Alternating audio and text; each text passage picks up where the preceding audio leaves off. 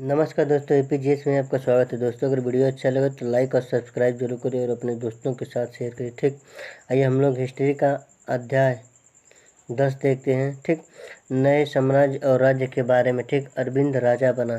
ठीक, अरविंद अपने स्कूल में खेले जाने वाले नाटक में राजा की भूमिका अदा करने के लिए चुना गया। ठीक, उसने सोचा था कि वह शाही वेशभूषा में मूँछों पर ताव देते हुए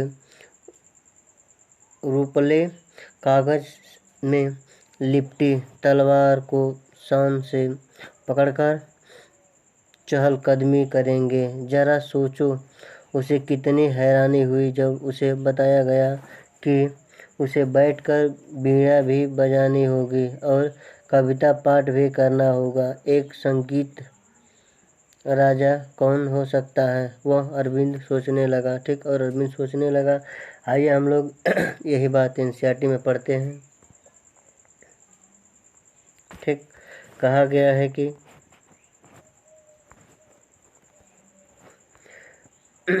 क्या बताती हैं।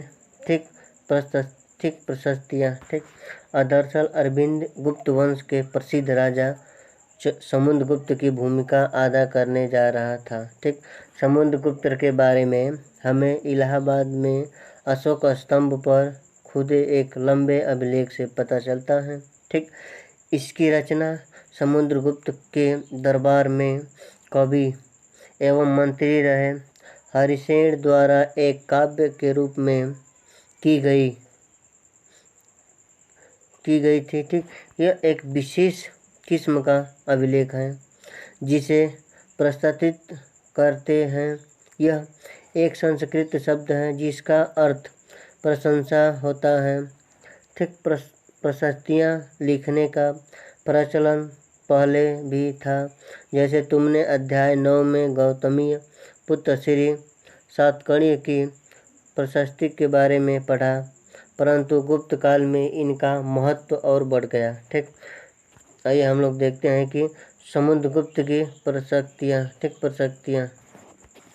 ठीक, आओ देखें समुद्रगुप्त की प्रशस्तियाँ हमें क्या बताती हैं। ठीक, कवि ने इसमें राजा की एक युद्धों को जीतने वाले राजा, विद्वान तथा एक उत्कृष्ट कवि के रूप में भरपूर प्रशंसा किया है। ठीक, यहाँ तक कि इसे ईश्वर के बराबर बताया गया है। ठीक, प्रशस्तियाँ में लंबे लंबे वाक्य दिए गए हैं। यहाँ वैसे ही एक वाक्य का अंश दिया गया है। ठीक,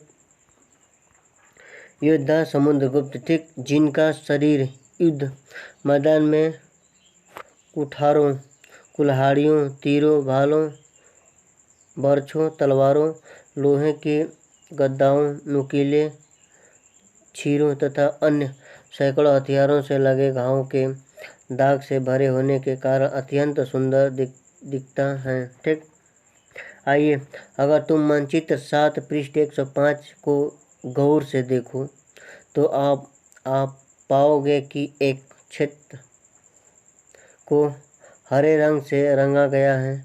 तुम्हें पूर्वी समुद्री तट के साथ साथ एक क्रम में लाल बिंदु दिखेगा। उसी तरह कुछ क्षेत्र बैंगनी और नीले रंग के भी दिखेंगे। ठीक, यह मानचित्र इसी प्रशस्ति में पर्याप्त जानकारियों के आधार पर बनाया गया है। हरिसेन 4 विभिन्न प्रकार के राजाओं और उनके प्रति समुद्रगुप्त की नीतियों का वर्णन करते हैं। मानचित्र में हरे रंग का क्षेत्र आर्यावर्ती के उन 9 शासकों का है जिन्हें समुद्रगुप्त ने हराकर उनके राज्यों को अपने साम्राज्य में मिला लिया।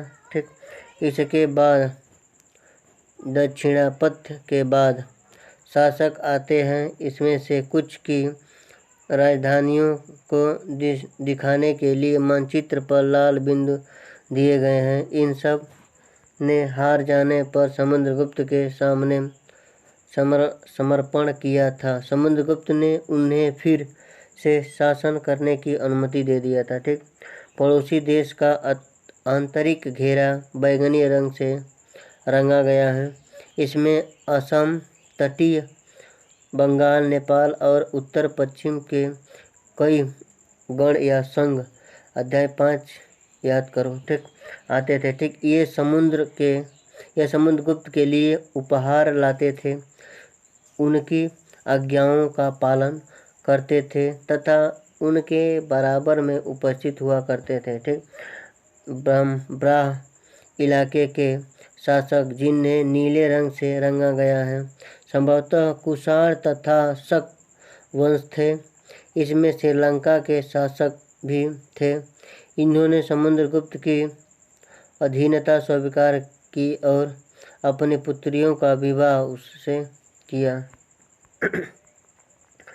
मानचित्र में प्रयागराज, इलाहाबाद का पुराना नाम उज्जैन तथा पाटलिपुत्र पटना ढूंढो।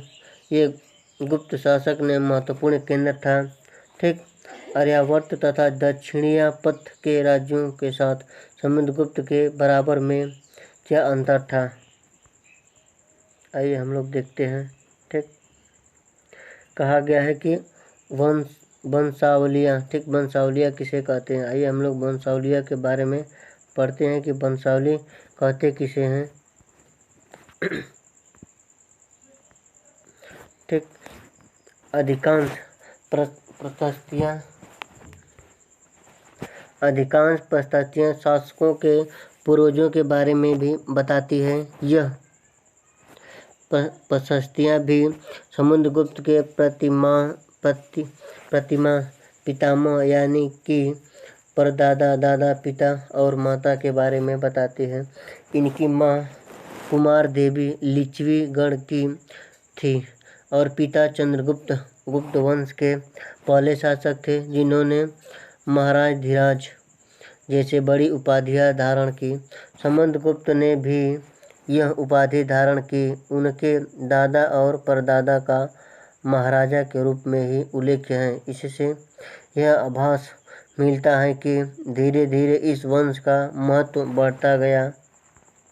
समुद्रगुप्त के बारे में हमें इनके बाद के शासकों जैसे उनके बेटे समुद्रगुप्त द्वितीय व वंशावली पूर्वजों की सूची में से जानकारी मिलती है। इनके बारे में अभिलेखों तथा सिक्कों से पता चलता है कि इन्होंने पश्चिम भारत में सैन्य अभियान में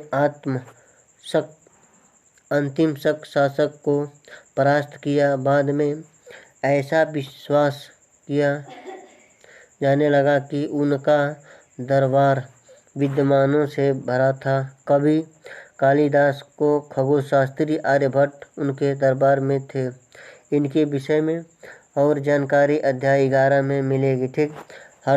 हर्षवर्धन तथा हर्षचरित्र, ठीक। हर्षवर्धन तथा हर्षचरित्र के बारे में हम लोग देखते हैं, ठीक। जिस तरह गुप्त वंश के शासकों के बारे में अभिलेखों तथा सिक्कों से पता चलता है, उसी तरह कुछ अन्य शासकों के बारे में उनकी जीवनी से पता चलता है। ऐसे ही एक राजा हर्षवर्धन थे, जिन्होंने करीब 14 साल पहले शासन किया। इनके दरबारी कवि बाणभट्ट ने संस्कृत में इनकी जीवनी हर्षचरित्र लिखी है, ठीक। इसमें हर्षवर्धन की वंशावली देते हुए इनके राजा बनाने तथा वर्ण हैं, ठीक। चीनी तीर्थयात्री ह्वेनसांग जिनके बारे में, ठीक, ह्वेनसांग जिनके बारे में हम लोग ठीक, जिनके बारे में हम लोग अभी तक इतना चर्चा किए हैं, ठीक। बाणभट्ट ने संस्कृत में इन्होंने करीब 14 साल पहले शासन किया। इसके दरबारी कवि बाणभट्ट ने संस्कृत में इनकी जीवनी हर्षचरित्र लिखी, ठीक। इसमें हर्षवर्धन की वंशावली देते हुए इनके राजा बनने तक का वर्णन है, ठीक। चीनी तीर्थयात्री ह्वेनसांग जिनके बारे में तुमने अध्याय 9 में पढ़ा है, काफ़ी समय के लिए हर्ष के दरबार में रहे। इन्होंने वहाँ जो कुछ देखा उसका विस्तृत विवरण दिया है, ठीक। आइए हम लोग अपने पिता के सबसे बड़े बेटे नहीं थे, पर अपने पिता और बड़े भाई की मृत्यु हो जाने पर थानेश्वर के राजा बने। उनके बहनोई कन्नौज मंचित 105 के शासक थे। ठीक, जब बंगाल के शासक ने उन्हें मार डाला तो हर्ष ने कन्नौज को अपने अधीन कर लिया और बंगाल पर आक्रमण कर दिया। ठीक, मगध तथा बंगाल को जीतकर उन्हें पूर्व में जितनी सफलता मिली थी उतनी सफलता अन्य जगहों पर नहीं मिली। जब उन्होंने नर्मदा नदी को पार कर दक्कन की ओर आगे बढ़ने की कोशिश की, तब चालुक्य नरेश पुलकेशिन द्वितीय ने उन्हें रोक दिया। ठीक, भारत का राजनीतिक मानचित्र देखो और सूची बनाओ कि अब जब हर्षवर्धन क बंगाल तथा ख नर्मदा तक गए होंगे तो आज के किन किन राजाओं से गुजरे होंगे। ठीक, पल्लव, चालुक्य और पुलकेशिन द्वितीय की प्रशस्तियाँ। ठीक, आइए हम लोग पल्लव, चालुक्य और पुलकेशिन द्वितीय की प्रशस्तियाँ के बारे में हम लोग पढ़ते हैं। ठीक, इस काल में पल्लव और चालुक्य दक्षिण भारत के सबसे महत्वपूर्ण राजवंश थे। पल्लव का राज्य उनकी राजधानी कांचीपुरम के आसपास के क्षेत्रों से लेकर कावेरी नदी के डेल्टा तक फैला था, जबकि चालुक्य राज्य कृष्णा और तुंगभद्रा नदियों के बीच स्थित था। ठीक, चालुक्यों की राजधानी ऐहोल थी। यह एक प्रमुख व्यापारिक केंद्र था। मानचित्र 7 और पृष्ठ 105। धीरे धीरे यह एक धार्मिक केंद्र भी बन गया, जहाँ कई मंदिर थे। पल्लव और चालुक्य एक दूसरे की सीमाओं का अतिक्रमण करते थे। मुख्य रूप से राजधानियों को निशाना बनाया जाता था, जो समुद्र शहर थे। ठीक, पुलकेशिन द्वितीय सबसे प्रसिद्ध चालुक्य राजा थे। इनके बारे में हमें उनके दरबारी कवि रवि कृति द्वारा रचित प्रशस्ति से पता चलता है।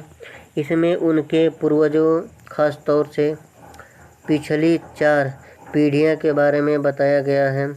पुलकेशिन द्वितीय को अपने चाचा से यह राज्य मिला था।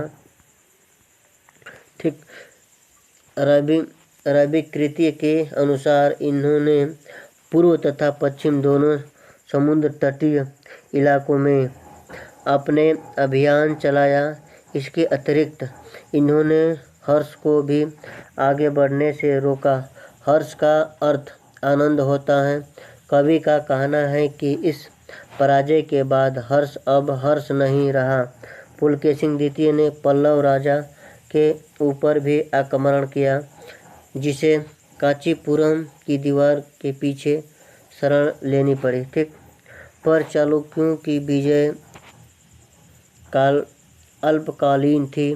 लड़ाई से दोनों वंश दुर्लभ होते गए।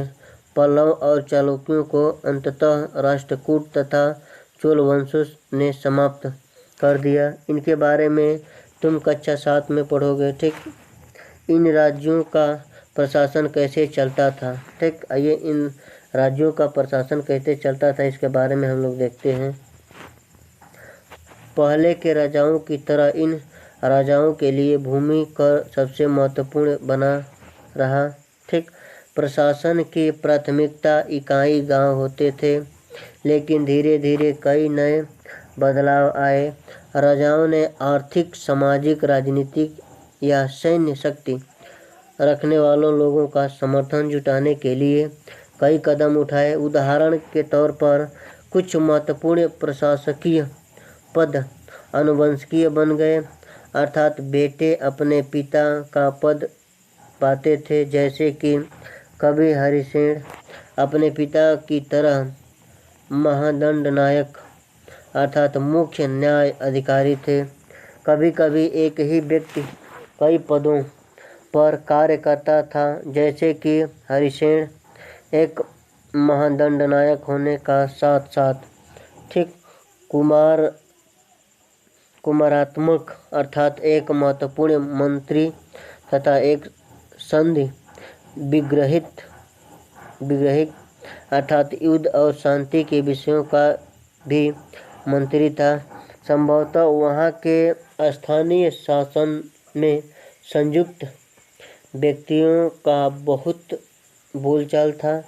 ठीक, इनमें नगर श्रेष्ठी यानी मुख्य बैंकर या शहर का व्यापारी, सार्थवा यानी व्यापारियों के काफिले को नेता, प्रथम कुलिक अर्थात मुख्य शिल्पकार तथा अस्थानों यानी कि लिपियों के प्रधान जैसे लोग होते थे। ठीक, आइए, इस तरह की नीतियाँ कुछ हद तक प्रभावशाली होती थी, पर समय के साथ साथ इनमें से कुछ व्यक्ति इतने अधिक शक्तिशाली हो जाते थे कि अपना स्वतंत्र राज्य स्थापित कर लेते थे। ठीक, आइए एक नए प्रकार की सेना।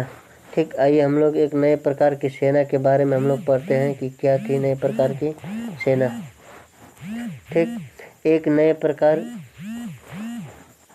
प्रकार की सेना। ठीक, कुछ राजा अभी भी पुराने राजाओं की तरह एक सुसंगठित सेना रखते थे, जिसमें हाथी, रथ, घुड़सवार और पैदल सिपाही होते थे। इसके साथ साथ कुछ सेना नायक भी होते थे, जो आवश्यकता पड़ने पर राजाओं को सैनिक सहायता दिया करते थे। ठीक, इन सेना नायकों को कोई नियमित वेतन नहीं दिया जाता था। ठीक, बदले में इसमें कुछ को भूमि दान दिया जाता था। दी गई भूमि से ये कर वसूलते थे, जिसमें वे सेना तथा घोड़ों की देखभाल करते थे। साथ ही वे युद्ध के लिए हथियार जुटाते थे। इस तरह के व्यक्ति सामंत कहलाते थे। ठीक, जहाँ कहीं भी शासक दुर्बल होते थे, वे सामंत स्वतंत्र होने की कोशिश करते थे। ठीक, दक्षिण के राज्यों में सभाएं। ठीक, पल्लवों के अभिलेखों में कई स्थानीय भाषाओं की चर्चा है। इनमें से एक था ब्राह्मण भूस्वामियों का गठन, जिसे सभा कहते थे। ठीक, ये सभाएं उप समितियों के जरिए सिंचाई, खेतीबाड़ी से जुड़े विभिन्न काम, सड़क निर्माण, स्थानीय मंदिरों की देखरेख आदि का काम करते थे। ठीक, जिस इलाकों की भूस्वामी ब्राह्मण नहीं थे, वहाँ उर नामक ग्राम सभा के होने की बात कही है। ठीक, नगरम व्यापारियों के एक संगठन का नाम था। संभवतः इन सभाओं पर धनी तथा शक्तिशाली भूस्वामी और व्यापारियों का नियंत्रण तथा इनमें से बहुत सी स्थानीय सभाएं शताब्दियों तक काम करती रही।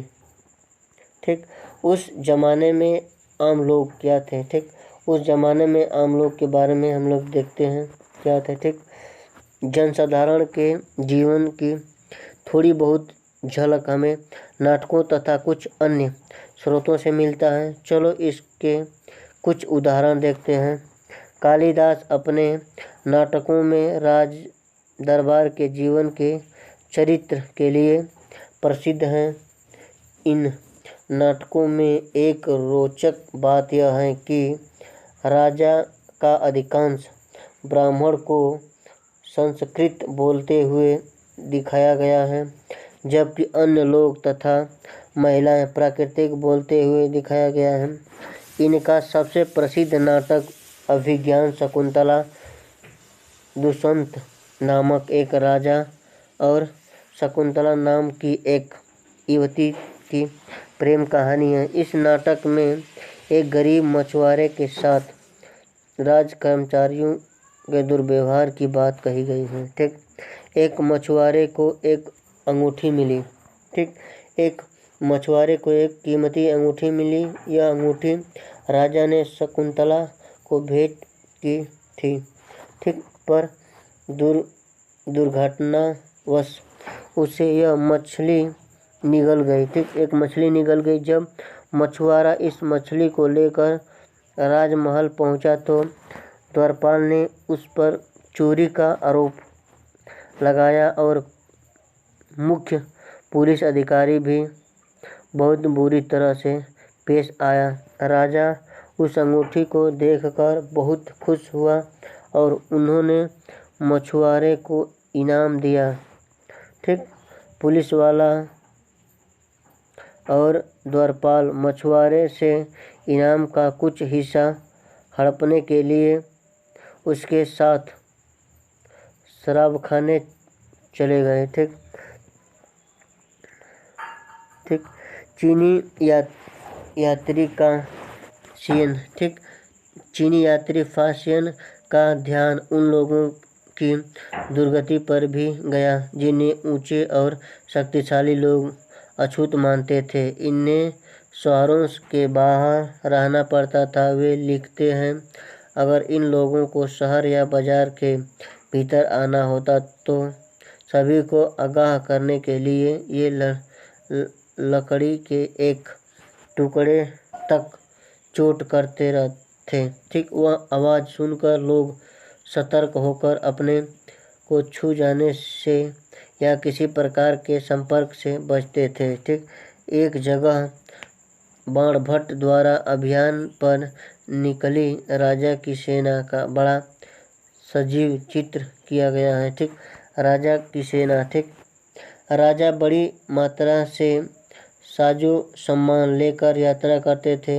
इनमें हथियारों के अतिरिक्त रोजमर्रा के उपयोग में आने वाला चीज़ें जैसे बर्तन, बासबाब, जिसमें सोने के पावदान भी शामिल थे, खाने पीने का सामान, बकरी, हिरण, खरगोश, सब्जियां, मसाले आदि विभिन्न प्रकार की चीज़ें शामिल होती थी। ठीक, ये सारी चीज़ें ठीक ठेले गाड़ियों पर या ऊँटों पर हथियार जैसे सामान ढोने वाले जानवरों की पीठ पर लाद कर ले जाते थे। ठीक, इस विशाल सेना के साथ साथ संगीतकार नगाड़े, बिगुन तथा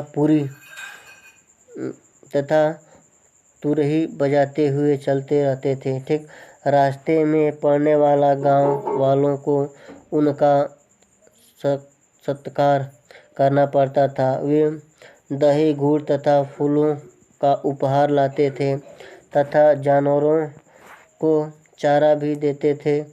वे राजा भी मिलना चाहते थे ताकि अपनी शिकायत या कोई अनुरोध उनके सामने रख सकें। ठीक, ये सेनाएं अपने पीछे विनाश और विध्वंस की निशानी छोड़ देती थीं। ठीक, अक्सर गांव वालों की झोपड़ियां हाथी कुचल डालते थे और व्यापारियों के काफिलों में जूते बैल इस हलचल भरे माहौल से डर कर भाग खड़े होते थे। ठीक, बाणभट्ट लिखते हैं कि पूरी दुनिया भूल गई, धूल के गर्त में डूब जाती थी। ठीक, सेना के साथ ले जाने वाला चीज़ों की सूची बनाओ और ग्रामवासियों राजा के लिए क्या क्या लेकर जाते थे। ठीक, अनन्य। ठीक, मानचित्र 6 और 7 में 76 से 77 में देखें। ठीक, अरब ढूंढो। ठीक,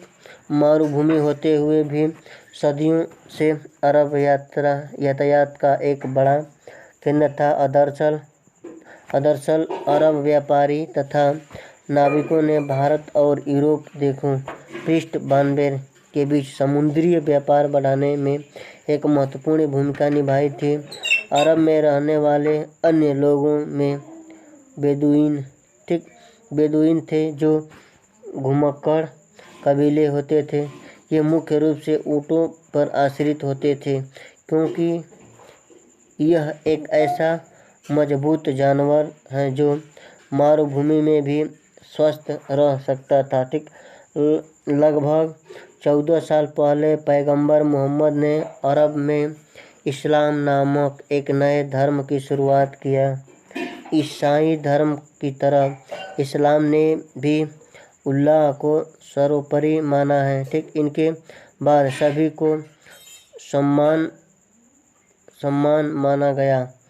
यह इस्लाम धर्म के पवित्र ग्रंथ कुरान का एक अंश दिखाया गया है। ठीक, मुसलमान स्त्रियों और पुरुषों के लिए विश्वास रखने वाले स्त्री और पुरुषों के लिए भक्त स्त्रियों और पुरुषों के लिए सच्चे स्त्री और पुरुषों के लिए धैर्यवान और स्थित मन के स्त्री और पुरुषों के लिए दान देने वाले स्त्रियों और पुरुषों के लिए उपवास रखने वाले स्त्री और पुरुषों के लिए अपनी पवित्रता बनाए रखने वाले स्त्री और पुरुषों के लिए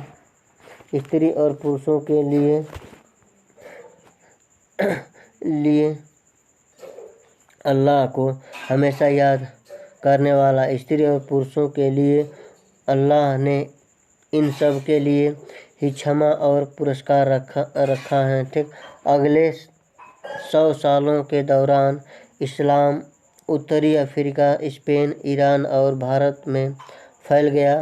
अरब नाविक जो इस उपमहाद्वीप की तटीय बस्तियों से पहले से ही परिचित थे, अब अपने साथ इस नए धर्म को भी ले आए। ठीक, अरब के सिपाहियों के करीब 13 साल पहले सिंध को जीत लिया था। ठीक दोस्तों, अगर वीडियो अच्छा लगे तो लाइक और सब्सक्राइब जरूर करिए और अपने दोस्तों के साथ शेयर करिए ताकि हमारा भी मनोबल ऊपर उठे।